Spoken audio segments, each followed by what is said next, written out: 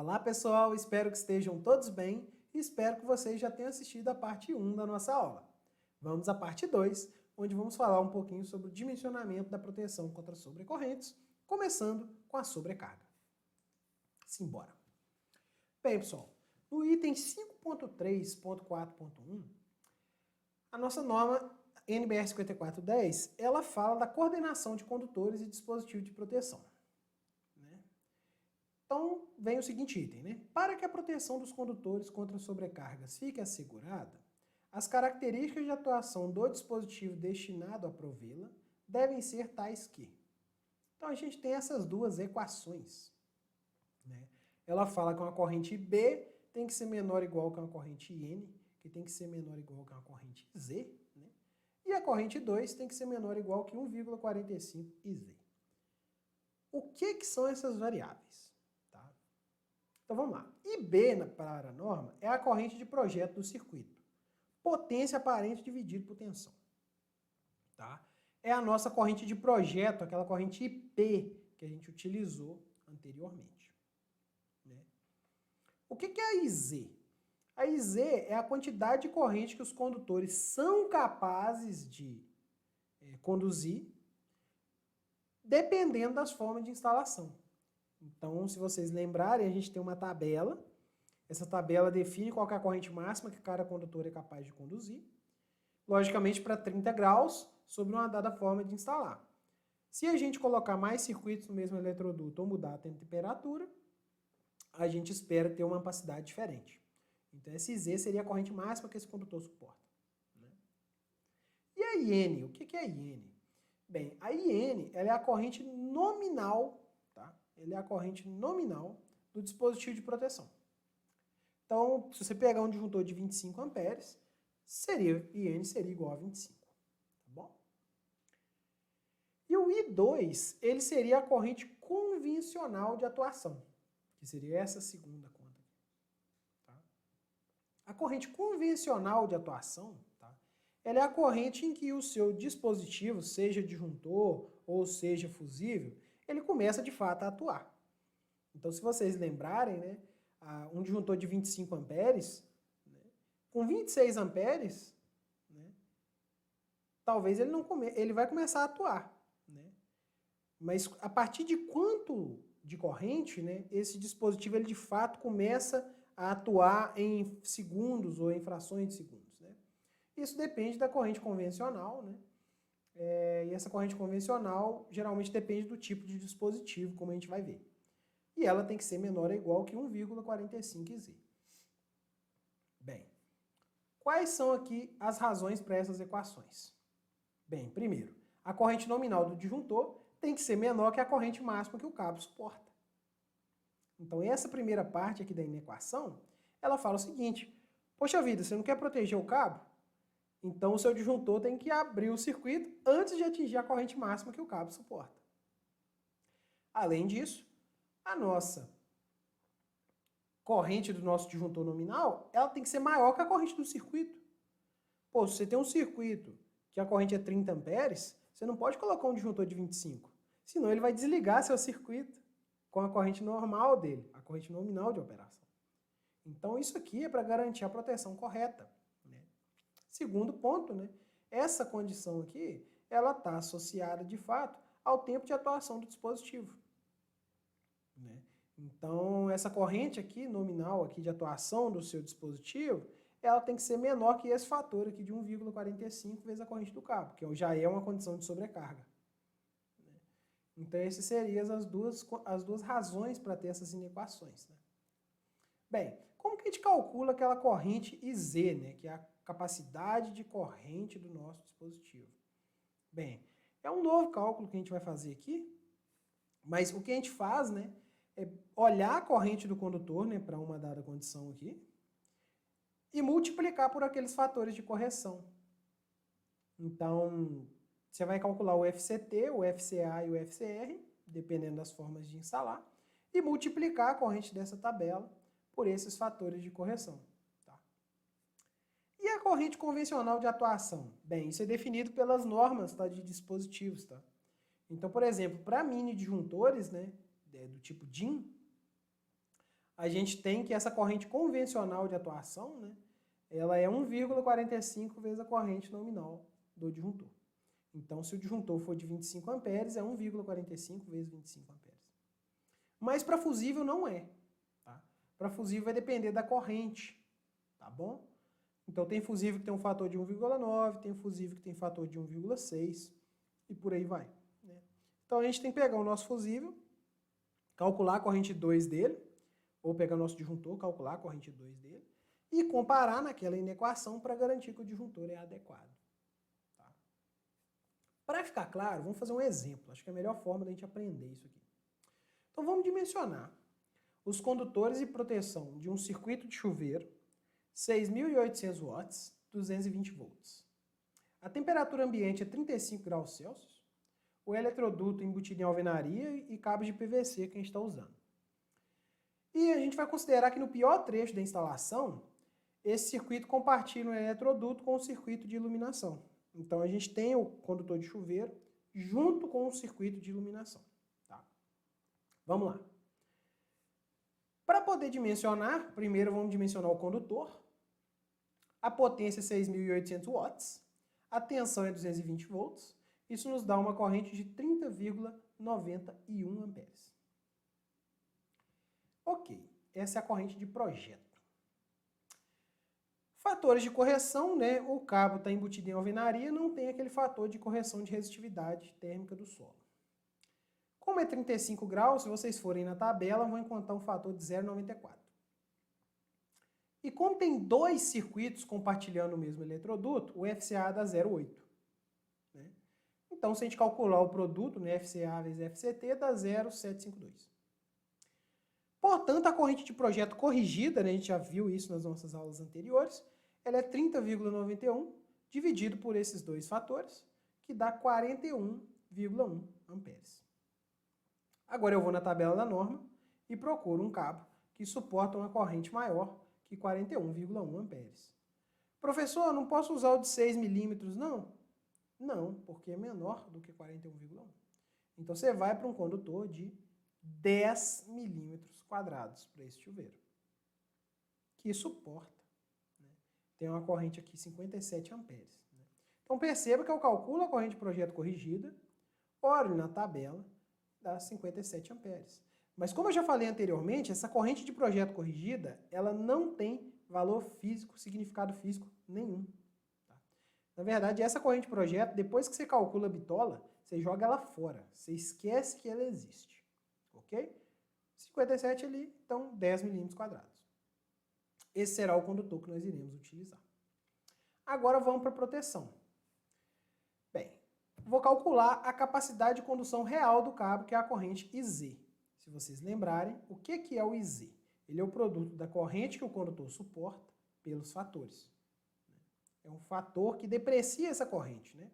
Então, o condutor de 10 milímetros quadrados, ele aguenta 57 amperes se ele estiver a 30 graus, sozinho no eletroduto.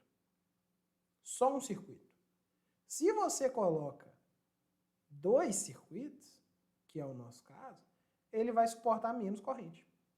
Qual menos? Bem, a gente vai pegar o 57 e vai multiplicar pelo FCT, pelo FCA e pelo FCR. O valor era este aqui anteriormente. Dá uma corrente de 42,864. Essa corrente tem significado físico. O condutor de 10 milímetros quadrados, instalado naquela forma, ele suporta apenas 42,864 amperes. Agora vamos dimensionar a proteção. Qual que é a primeira equação que a gente tem que seguir? Ou inequação, né? A corrente do circuito, que a gente calculou anteriormente, né? 30,91, ela deve ser menor que a corrente do disjuntor, que deve ser menor ou igual à corrente que o condutor suporta, que é 42,864. Entre essas duas correntes tem um disjuntor de 32 DIN. Tá? Mas, para ver se vai atender, a gente tem que ir para o segundo critério, né? Que é o I2, que é 1,45 vezes o 32 amperes. Lembra que para mini disjuntores tem uma norma que fala que a corrente convencional dos disjuntores é 1,45 vezes a corrente nominal dele. Isso tem que ser menor ou igual que 1,45 vezes o IZ, que é a corrente que o condutor suporta. Se a gente resolver isso aqui, nós vamos concluir que o 49,4 é menor ou igual que o 62,15. Atendeu a inequação. E, portanto, o disjuntor de 32 amperes ele é capaz de proteger o condutor. Né? Um detalhe importante, né? Vocês devem ter percebido que, para o caso do disjuntor, né? Aqui é um fator de 1,45 e aqui também é um fator de 1,45. Né? Então, a gente poderia cancelar isso aqui. E, logicamente, se a corrente nominal do disjuntor for menor do que a corrente IZ, já daria certo. Poxa, mas essa é a condição aqui de cima. Então, quando você trabalha com um disjuntor, né, um mini disjuntor, para aplicação residencial aí, que esse valor é 1,45, você não precisa refazer essa verificação. Agora, se fosse um fusível, ou se fosse um disjuntor para aplicação industrial, cujo valor aqui é diferente, aí você teria que fazer essa verificação sempre. Como regra geral, faça, não custa nada, né? E você vai ter certeza que seu dimensionamento está de acordo com a norma. Mas qual foi a nossa conclusão? A gente usou um condutor de 10 milímetros e um disjuntor de 32 amperes. Legal. Agora nós vamos repetir, tá, esse exercício, só que agora eu vou considerar que nós temos um condutor dedicado, tá? Ou um eletroduto dedicado, ou seja, esse circuito de chuveiro, ele não compartilha eletroduto com nenhum outro circuito. Né? Vocês vão ver que isso vai trazer uma vantagem para a gente. Bem, a corrente continua a mesma, é os mesmos 30,91, só que agora o seu FCA vai para 1. Consequentemente, a corrente de projeto corrigida é 36,27. Ok, se eu for na tabela, eu vou achar que agora um condutor de 6 milímetros quadrados atende. E nós vamos poder usar um condutor de 6 milímetros quadrados. Agora vamos para a proteção. Mesmo procedimento, vou calcular a corrente que o condutor de 6 milímetros quadrados aguenta. Na tabela ele aguenta 41 amperes, mas eu tenho que corrigir pela temperatura, ele vai suportar só 38,54. Portanto, a corrente do circuito, que é 30,91, tem que ser menor ou igual que a corrente do disjuntor, que tem que ser menor ou igual que a corrente que o seu condutor suporta, IZ. Bem, o disjuntor de 32 amperes atendeu aqui perfeitamente. E se a gente for para o segundo critério, ele também vai atender. Então, olha que legal, a gente conseguiu fazer o circuito com o mesmo disjuntor de 32 amperes, só que eu consegui usar um cabo com bitola menor. Por quê? Porque eu considerei um eletroduto apenas, um eletroduto dedicado para o chuveiro. Tá? Outro ponto, uma dúvida que pode surgir, pessoal, é se não existir um disjuntor aqui no meio. Tá? Vamos supor que um dá 30,91 e o outro dá 31. Então não existe um disjuntor para você colocar aqui no meio. Tá? Quando isso acontecer, tá, você vai ser obrigado a aumentar a bitola do cabo. Tá? Porque se você não aumentar a bitola do cabo, você não vai conseguir protegê-lo. Percebe? Então essa coordenação entre proteção e condutor, algumas situações ela te obriga a usar também uma bitola de condutor maior. Tá? Quando não existir um disjuntor comercial aqui entre essas duas correntes, né? Que seria a corrente do circuito e a corrente que o cabo aguenta. Então fazer um projeto muito apertado, pegar lá o circuito lá de, por exemplo, de iluminação, que o condutor é de 1,5, né? E você colocar uma corrente muito apertada nele, vai complicar na hora de você dimensionar a proteção. Tá? Então, às vezes, é bom limitar a corrente do circuito, exatamente para que você consiga, né, fazer uma coordenação entre proteção e condutor também. Bem, pessoal, aqui eu gostaria de dar algumas dicas para vocês, então, né, já que a gente conseguiu fechar o ciclo, né, divisão dos circuitos e dimensionamentos, né, pelo menos da sobrecarga. Então, cara, quando você vai para circuitos de alta potência, esse exemplo que a gente acabou de fazer, ele mostra pra gente que é interessante você usar eletrodutos dedicados, tá? Porque isso aí, eventualmente, vai te ajudar a reduzir a bitola que você vai usar por causa do fator de agrupamento, tá? De circuitos. Então, se você tem um eletroduto dedicado, esse fator ele é unitário e você não vai precisar, de fato, aumentar a bitola. Igual no exemplo, 10 milímetros quadrados, a gente conseguiu usar 6, né? E conseguir coordenar a proteção, tudo certinho. Ok, quando a gente pega um circuito de iluminação e de tomada de uso geral, tá? Isso é uma regra minha, tá? Projeto, cada um tem as suas regras, né? Próprias, né? Desde que esteja dentro da norma, ok, né? Mas a minha abordagem, geralmente, eu agrupo, né, tomadas de iluminação até ter ali uma potência correspondente a uma corrente de 10 amperes, tá bom? Isso aí, em grande parte das situações, tá, vai fazer com que você vá para a bitola mínima, então você vai conseguir fazer a iluminação com 1,5 e você vai conseguir fazer tomadas com 2,5, tá bom? O pessoal até acha um pouco, às vezes, conservador demais, né? Considerar 10 amperes para o condutor de 2,5, né? Tem gente que coloca até 15, até mais um pouco, né? A vantagem de se trabalhar ali até 10 amperes, né? É que muitas vezes você não sabe que o cliente vai ligar na tomada, né? E cada uma das tomadas ali suporta uma corrente ali até 10 amperes e tudo mais, né? Então, enfim, eu acho que é uma boa abordagem, né?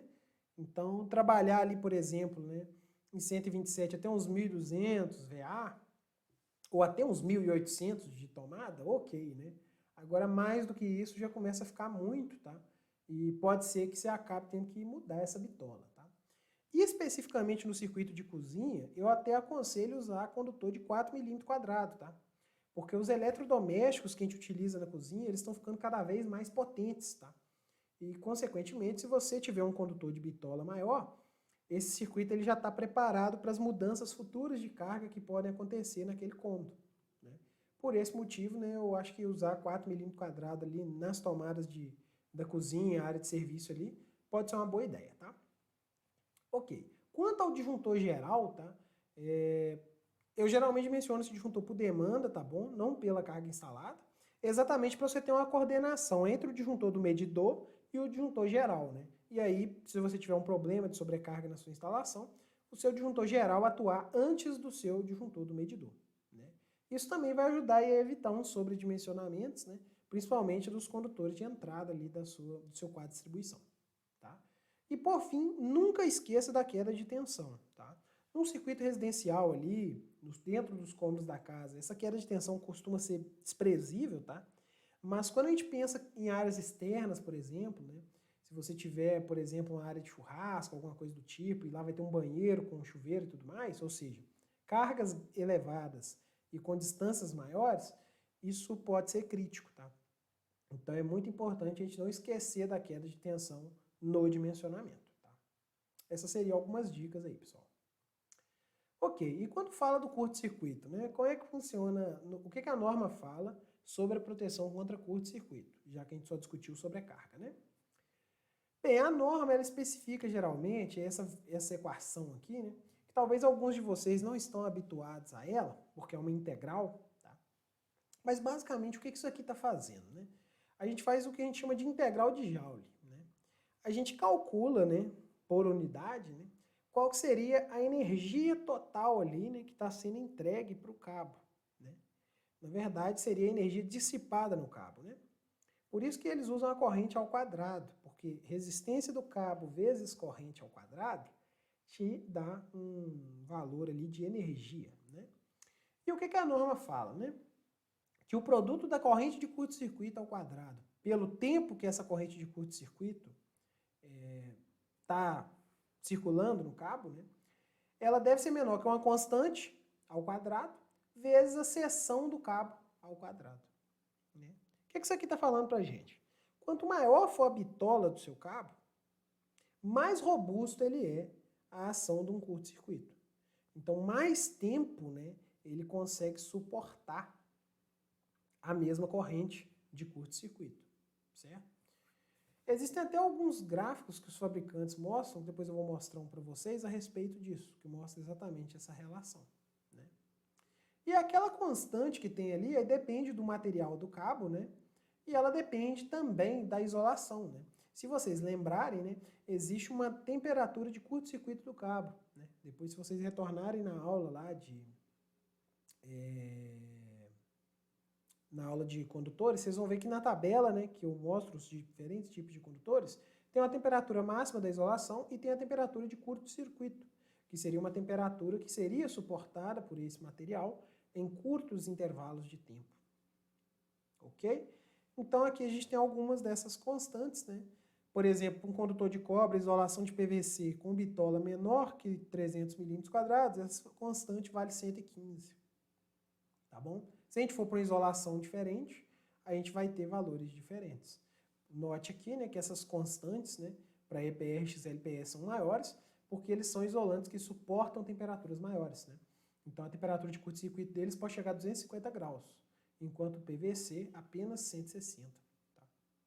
Então aqui seria um gráfico, né, de um fabricante que mostra exatamente, né, essa questão para vocês. Aqui na abscissa nós temos a seção do condutor, e aqui na ordenada nós temos a corrente de curto-circuito, tá?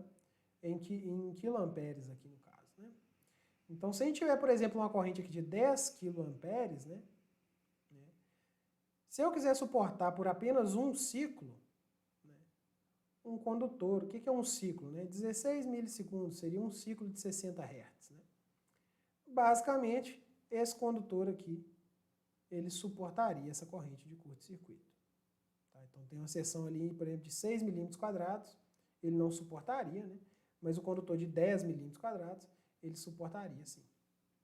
Ele está aqui, né? O condutor de 10 milímetros quadrados, ele suporta um pouquinho mais que 10 kA. Né? Se a gente aumentar a duração, por exemplo, para 100 ciclos, né? Então para 160 milissegundos, né?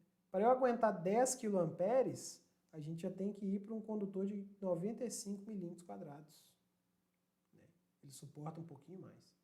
Então essa seria a ideia, né? Ela mostra quais são as capacidades, né, que os nossos cabos suportam dessas correntes altíssimas, que são as correntes de curto-circuito. Né? E o que a norma fala sobre a proteção de curto-circuito? Né? Bem, o dispositivo, se você for fazer a proteção de curto-circuito e sobrecarga no mesmo dispositivo, se você for usar um disjuntor, por exemplo, ele tem que possuir uma capacidade de interrupção pelo menos igual à corrente de curto-circuito presumida. Se você for fazer com dispositivos separados, né, no caso um fusível e um relé de sobrecarga, o fusível vai ter que ter a capacidade de abrir aquela corrente de curto-circuito, a gente viu que ele tem uma capacidade de abertura altíssima, né? Mas o relé de sobrecarga ele tem que suportar aquilo ali antes do fusível abrir o circuito. Senão, né, a gente não teria uma coordenação entre os dois dispositivos e você poderia ter uma falha do relé de sobrecarga antes da proteção do curto-circuito atuar. Então, essa é a ideia. Se for dispositivo separado, tem que ter uma coordenação. O fusível tem que proteger cabo e o dispositivo faz proteção de sobrecarga. E se for o mesmo dispositivo, ele tem que ter uma capacidade de abertura compatível com a corrente de curto-circuito que você esperaria naquela instalação. Para ficar claro, vamos fazer um exemplo. Suponha que em um dado ponto de uma instalação, a gente tem um condutor de 10 milímetros quadrados e que a corrente de curto-circuito ali que a gente espera ter é de 5 kA. Calcule o tempo mínimo de atuação do dispositivo de proteção. Bem, a gente tem essa equação aqui na norma, que fala que a corrente ao quadrado vezes o tempo tem que ser menor ou igual que uma constante ao quadrado vezes a seção do nosso condutor em milímetro quadrado. Se eu isolar aqui, eu vou concluir que o tempo ele é menor ou igual que a constante ao quadrado vezes a bitola ao quadrado dividido pela corrente ao quadrado. A corrente vale 5.000. A nossa constante vale 115, pensando que é um condutor de PVC em cobre. E a nossa bitola vale 10 milímetros quadrados. Você já entra com 10 milímetros quadrados aqui direto, não precisa converter unidade. E a gente vai concluir que esse número dá 0,052 segundos. Então, neste tempo, o seu dispositivo de proteção tem que abrir. Se ele não abrir, o cabo ele pode falhar por ação desse curto-circuito, você pode ter um incêndio. Tá? Se você pegar aí um disjuntor, né, isso aí dá 52 milissegundos. Se você pegar um disjuntor, ele vai atuar em 10 milissegundos. Se você pegar um fusível, ele bem projetado, ele vai conseguir atuar em 1 milissegundo. Então você pode escolher qual dos dois dispositivos aí você vai usar. Como regra final aí, né? Para a gente escolher, né, por exemplo, o nosso disjuntor, primeiro, ele deve ter tensão compatível com o circuito que será protegido. E ele deve respeitar as relações de coordenação entre proteção, de sobrecarga e condutores. Então vamos lá. Se a gente tem um circuito de 220 volts, a gente tem que ter um disjuntor que consegue operar nessa tensão. Segundo ponto. A corrente do nosso disjuntor tem que ser maior que a corrente do circuito, para ele não abrir o circuito no funcionamento normal. E ela tem que ser menor do que a corrente máxima que o condutor suporta. Quando você não respeita isso aqui, você vai ter duas situações. Primeira, você tem uma sobrecarga e o disjuntor não atua, sua instalação pega fogo e o disjuntor não desarma. Ou o seu disjuntor desarma quando sua carga está funcionando. Exemplo clássico, aquele chuveiro que você só pode tomar banho de 10 minutos. Porque se você ficar mais de 10 minutos tomando banho, o disjuntor desarma. Isso mostra um mau dimensionamento da instalação. Ok. Além disso, nós temos que ter que a corrente de atuação presumida ela tem que ser menor que 1,45 vezes a corrente do circuito. A gente viu que para mini disjuntores, isso aqui é a mesma coisa de olhar para essa condição, mas se você for para disjuntores industriais ou fusíveis, isso aqui tem que ser verificado. Tá? Logicamente, isso aqui é só para sobrecarga. Para curto-circuito, nós temos que a capacidade de abertura de curto-circuito do dispositivo ela tem que ser maior do que a corrente de curto-circuito. E isso, eventualmente, vai fazer você decidir se você vai usar disjuntor ou fusível, porque o fusível tem uma capacidade de abertura muito maior, não é verdade? Do que o disjuntor. E o tempo de atuação mínimo, né? Ele tem que respeitar essa equação aqui. Né? Nós temos uma constante que depende do tipo de cabo do material que ele é constituído. Nós temos a bitola, entra com valor em milímetro quadrado direto, e aqui a corrente de curto-circuito presumida, a corrente de curto-circuito que você esperaria ter naquela instalação. Então, o seu dispositivo tem que ser mais rápido que esse tempo. Né? E isso também vai definir se você vai usar disjuntor ou fusível, porque como nós vimos, o disjuntor ele é mais lento, tá? Do que o fusível. Então, a gente acaba tendo essas relações, e elas é que vão definir o tipo de proteção que a gente vai utilizar, e principalmente como especificar esta proteção. Espero que tenha ficado claro aí, pessoal. Neste ponto, gostaria de agradecer a atenção de vocês e até nosso próximo vídeo.